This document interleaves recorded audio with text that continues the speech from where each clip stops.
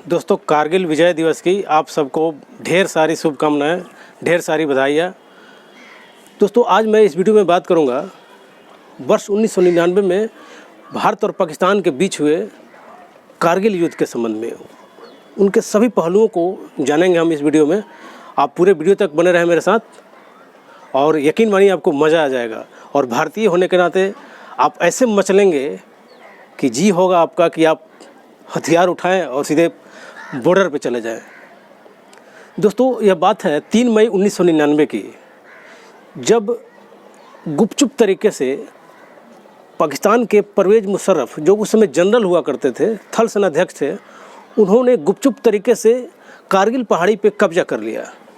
और इसका नेपथ्य देखें, आप पीछे वाली घटना देखें तो ठीक उसी समय भारत के प्रधानमंत्री श्री अटल बिहारी वाजपेयी थे और पाकिस्तान के प्रधानमंत्री थे नवाज शरीफ। उन दोनों में लाहौर में शिखर सम्मेलन चल रहा था, एक शांति समझौता हो रहा था।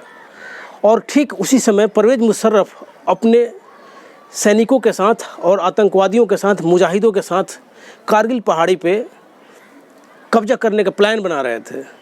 और जैसा कि आप जानते हैं कि पाकिस्तान अपने प्रकृति से, अपनी आदत से लाचार है। बार बार वह मुंह की खाता है, बार बार हारता है भारत से, फिर भी वह मानता नहीं है। और यह घटना है दोस्तों 3 मई 1999 की, जब कारगिल पहाड़ी पे कब्जा कर लिया जाता है पाकिस्तानियों के द्वारा और पाकिस्तानी आर्मी के द्वारा और पाकिस्तानी आतंकवादियों के द्वारा। अच्छा, समझते यह है कि उद्देश्य क्या था, क्यों चाहता था पाकिस्तान या पाकिस्तान के सैनिक या परवेज़ मुशर्रफ कारगिल पहाड़ी पर अधिकार करने का। तो वास्तव में 1984 ईस्वी में सियाचिन ग्लेशियर को भारत ने जीत लिया था या भारत के कब्जे में आ गया था।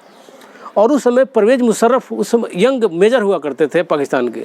तो यह बात उनके मन में हमेशा खटकती थी। वो चाहते थे कि सियाचिन ग्लेशियर जो है या सियाचिन का ऊंचाई वाला क्षेत्र जो है, चूँकि सामरिक रूप से बहुत ही महत्वपूर्ण हो जाता है जब आप ऊंचाई स्तर पे, ऊंचाई पे आपके सैनिक हैं, ऊंचाई पे आपकी छावनी है और नीचे वाले सैनिक से अगर आप लड़ाई कर रहे हैं तो आप अपर हैंड होते हैं, मतलब आप अच्छी स्थिति में होते हैं। और इसी स्थिति को बरकरार रखने के लिए परवेज़ मुशर्रफ ने यह प्लान बनाया था।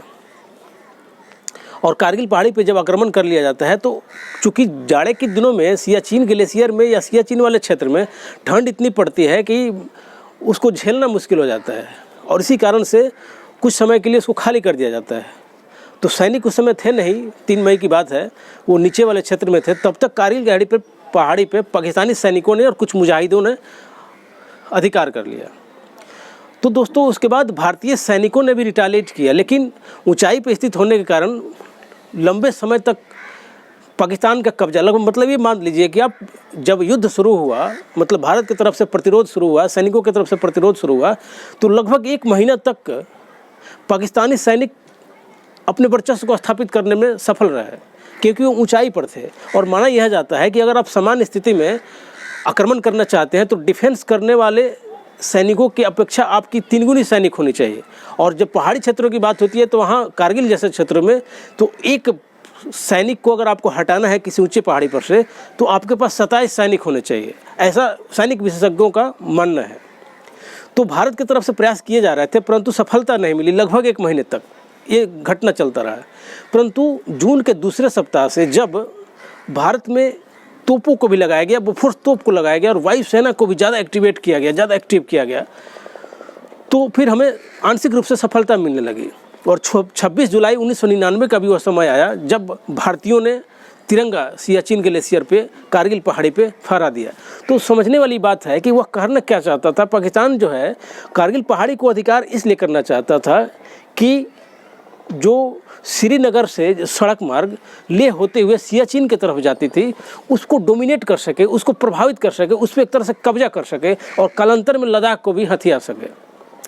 चूँकि सड़क मार्ग खास करके पहाड़ी क्षेत्रों में ज़्यादा महत्वपूर्ण हो जाता है, क्योंकि जो रसद सामग्री है, खाने पीने का सामान है सैनिकों के लिए, उनके सैनिक सामग्री है, हथियार है, गोला बारूद है, आर्म्स है, उसे पहुंचाने के लिए सड़क नहीं होता है पहाड़ों में। और जो सड़क बनाए जाते हैं उस पर अगर दुश्मन सैनिक का कब्जा हो जाए तो फिर रसद सामग्री का जाना मुश्किल हो जाएगा और वैसे में आपकी स्थिति कमज़ोर हो जाएगी। और यही किया गया था पाकिस्तानियों के द्वारा।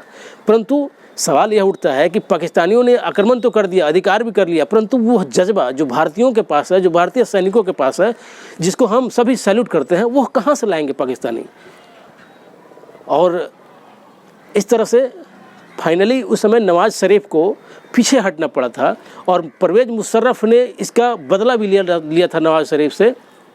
मतलब यह हुआ कि नवाज़ शरीफ के लाख चाहने के बाद, परवेज़ मुशर्रफ के लाख चाहने के बाद भी वो लोग सफल नहीं हुए कारगिल पहाड़ी पे, और कारगिल पहाड़ी पे भारतीयों का यह हमारा तिरंगा झंडा 26 जुलाई 1999 को फहरा गया। हालांकि इसमें भारत की तरफ से 527 सैनिक मारे गए और 1300 से अधिक सैनिक घायल हुए थे, परंतु पाकिस्तानियों को भी अपार क्षति उठानी पड़ी।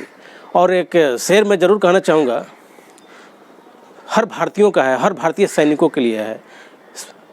हम सभी सैनिक, हम सभी भारतीय, सभी लोग ऐसा ही सोचते हैं।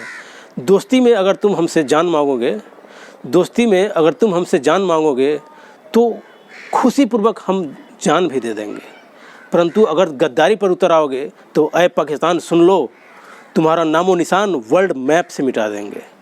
धन्यवाद।